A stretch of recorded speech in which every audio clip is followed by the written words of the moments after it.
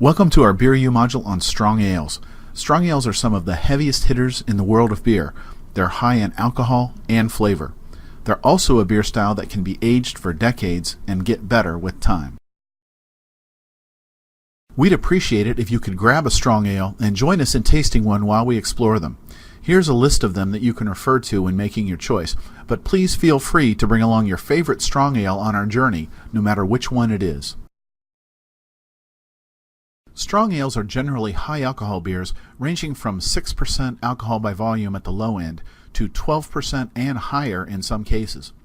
They are rich in malt, which contributes to a very malty sweet beer that is sometimes accentuated by a large dose of hops. In some cases, a large dose of hops is needed to prevent the beer from being overly sweet or cloying. In other cases, brewers like to make them extremely hoppy in addition to being malty sweet. Strong ales are also known for being vinous or wine-like for several reasons. They are rich in flavor, and they are also closer in alcohol levels to wine than most other beers are, as they are so strong. And they are also quite capable of aging well and evolving in flavor over time. Because of the high alcohol levels and partly due to high hop additions, strong ales will usually age well for years or even decades. Some other styles of beer, when brewed to high alcohol levels, could be considered strong ales, but are usually left associated with the style that they are based on. In this presentation, we'll talk about the traditional strong ales that evolved as a style of beer on their own. Strong ales are not imperial stouts or imperial or double IPAs. Even though those beer styles are very high in alcohol, they are considered separately. Strong ales are malt-oriented beers that can be highly hopped, but which have a stronger malt backbone than imperial or double IPAs normally have. Strong ales also lack the extremely dark malts and roasted barley that imperial stouts contain. Not surprisingly, strong ales score fairly high in most of the measurable categories. They range from gold to brown in color, with some getting well into the dark brown colors. And starting at 6% alcohol by volume, they can range well into double digits in ABV. 12% is a common high-end strong ale, but there are examples of strong ales that go much higher than that. And while strong ales are known for their rich maltiness, a lot of hop bitterness is needed to help balance that richness, so they score high on the IBU scale as well. In some cases, they can be very hoppy beers as well as malty ones. Strong ales are one of the few types of beers that are normally brewed with first runnings alone. First runnings is the term that brewers give to the first water that is mixed with grain in the brewing process, specifically the part of the brewing process called the mash. First runnings are heavy with nutrients, starches, and sugars extracted from the grain. For other beers, a process called sparging sprinkles the grain with additional water after the first runnings have drained from the tank. The water from sparging is called second runnings and is lighter in nutrients, starches, and sugars than first runnings. With strong ales, the first runnings alone are used to make the beer, and second runnings are left for other beers or discarded entirely.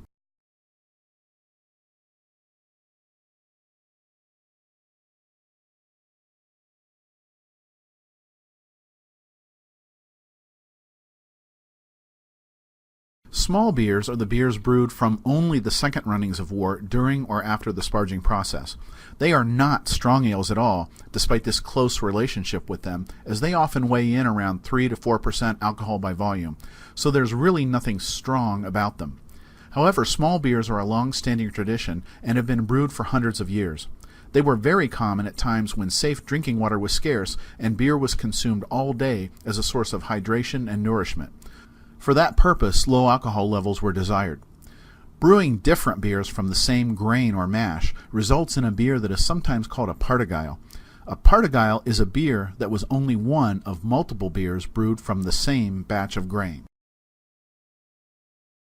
Prior to becoming the center of the pale ale universe, the brewing center at Burton was known for making a beer that is commonly called Burton Ale, which is the direct ancestor of today's strong ales.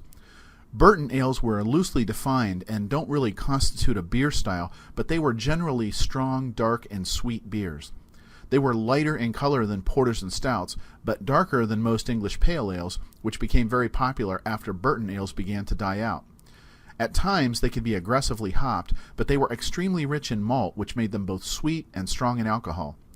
Burton ales started to disappear around the beginning of the 19th century, but their influence lives on today with strong ales. In the mid-19th century, searches for a northwest passage through the Arctic from Europe to the Pacific were underway. And just as other British naval expeditions were supplied with beer, so did the Arctic explorers take beer with them. In this case, Burton ales were especially well suited to the task. They not only provided some of the comfort of home for men in extreme circumstances, but they were believed to have been a good source of nutrition, even attributed at times with the ability to stave off scurvy. Their high alcohol content also suited them well in cold temperatures, as they froze only at very low temperatures and rebounded to their regular consistency quite well if they did freeze and had to be thawed. In 1852, Queen Victoria commissioned Allsop's brewery of Burton to create Allsop's Arctic Ale to accompany explorers led by Sir Edward Belcher. Belcher was seeking the remains of another mission that had been lost 7 years earlier. He commanded 5 ships on his voyage, including HMS Resolute. A handful of original Arctic ale bottles survive to this day. The term barley wine is commonly used to describe strong ales. 2 of the 3 strong ale variants are known by this name, but the term is relatively new and does not appear with any frequency in beer literature until the 20th century. In 1854, large Burton brewer Bass released Bass No. 1. It was later called Bass No. 1 Barley Wine by about 1870. Bass No. 1 was brewed almost continuously until 1995. It was brewed with more pale than dark malt, which made it lighter in color than many former Burton ales, and also more economical to produce than those brewed entirely with dark malts. With this beer, Bass set the standard for barley wines in England and began to popularize the phrase barley wine. The term barley wine emphasizes the high, almost wine-like alcohol levels of this type of beer. Strong ales eventually began to appeal to well-to-do drinkers used to consuming fine wines during the 19th century. These kinds of beers were well suited to the comparison to wine.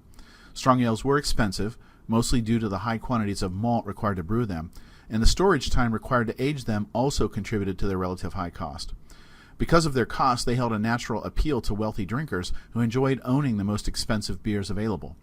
And throughout parts of the 19th century, England was at odds with France, a source for many wines.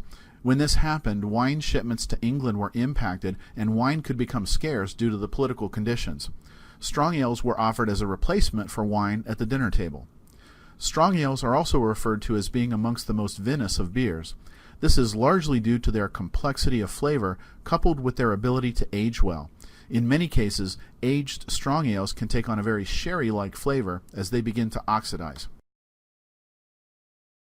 A word or two here about oxidation. Oxidation occurs when air gets into beer and interacts with it. Oxygen in the air can quickly start to produce new flavors in beer or wine, most of which are considered bad. An oxidized beer or wine might taste stale, old, or papery. Wet cardboard is a term commonly used to describe the flavor of oxidation in beer. Air and oxygen is almost bound to get into beer eventually, no matter how hard brewers try to keep it out. Caps, corks, and various bottling and kegging procedures are in place to keep oxygen away from beer, but eventually oxygen will seep into the smallest of cracks or the tightest of caps and corks. Then oxidation begins. But strong ales are actually brewed to be aged. Their high alcohol levels, hop additions, and complex malt character allows them to age much more gracefully than most beers. New flavors can emerge and bad flavors can be masked in strong ales. Over time, new flavors like sherry, toffee, or Madeira can emerge from the slow oxidation that occurs in strong ales. Many strong ales can age for a decade or longer and still taste wonderful. Prior to the year 1800, most beers were dark. That's because most of the malt used to make beer was dark in color due to the contamination and poor quality of malt drying that took place over open fires and in poor quality ovens. That changed with the advent of the coke oven, a device that grew with the Industrial Revolution. The coke oven made it possible to kiln malt under precise temperature control and without the contamination that an open fire contributed. By 1800, coke oven technology was widespread enough that it came to be used for malting. But pale malt wasn't important just for color. It was important to brewers because the efficiency of the malt in the brewing process was much greater than that of dark malt. This meant that brewers could brew beers with less pale malt than they had to use previously, making the beer cost less to produce. Strong ales were already expensive to produce because of the large amounts of malt they required. lowering the cost of malt made it more attractive for brewers to continue making them. Stock ales were often referred to in England in centuries past and treated much like a specific style of beer, but stock ales aren't really a separate style at all. They're more of a slight variation of what we would call an old ale today. Stock ales were often high in both alcohol and hops, which made them perfect for long-term storage, which is fortunate because that's why they were brewed. Stock ales were meant to be stored for 6 months at a time or longer. Long storage in wooden barrels allowed stock ales to pick up flavors from the wood and develop additional flavors that would not have been present in a younger beer. Often the beer would acquire sour flavors from wild yeast present in the aging barrels. When served, stock ales were typically blended with other younger beers. Blending them with young beers masked serious defects while adding character and complexity to the younger beer. We've talked a bit about Burton ales and stock ales, but those beers were loosely defined and are not considered to be specific beer styles according to the BJCP or Beer Judge Certification Program. The BJCP defines 3 different variants of strong ales. They are the Old Ale, the English Barley Wine, and the American Barley Wine. Old ales are a traditional English style. They are usually brewed with malt sugars that resist fermentation, leaving them sweet and with high but not extreme alcohol levels around 6 or 7% by volume. Old ales were normally aged in barrels for months or even years before being released. In the aging process, they mellowed and evolved. Often aged in wood barrels, they picked up flavors from the wood and sometimes soured due to the wild yeast living in the barrel. Modern versions of old ales are sometimes referred to as winter warmers and are brewed for the winter or holiday season. Sometimes a winter warmer is spiced or seasoned. English barley wines are the traditional strong ales of England. They were usually the strongest beer made by a brewer. 8% alcohol by volume or higher is common, although good versions of them do not taste strongly of alcohol. English barley wines are sometimes vintage dated for those who enjoy aging these beers or tasting the beer as it evolved over time. They are intensely and complexly flavored with malt characteristics like nutty, caramel, toffee, and molasses. They are sometimes very hoppy beers, with the English version making use of English hops. They are not normally as hoppy as their American barley wine counterparts, but they can feature more complex malt flavors than their American cousins. American barley wines are very similar to the English barley wine, with the most notable difference being the addition of large amounts of American hops. And while the English version lean towards malt flavors, the American versions usually lean towards hop bitterness layered on top of complex malt flavors. American hops usually impart flavors to the beer that are characteristic of those hop varieties. So on top of an already malty, complex beer, assertive American hop flavors like pine, resin, citrus, and floral are introduced with this beer style. When serving a strong ale, a snifter or similar glass is likely the best option. A snifter helps the beer to warm in your hands, allowing it to release more aroma and flavor character. Keep your pour relatively modest since the alcohol levels in these beers can be so high. These are sipping beers that don't need large pours. Because of their hardiness and complexity, they can be served very successfully as a digestif after dinner. Their sweetness and hop content suit them well for this role.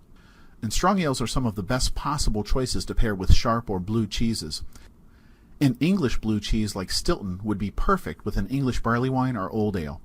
Strong ales can work well with sweet desserts and chocolate.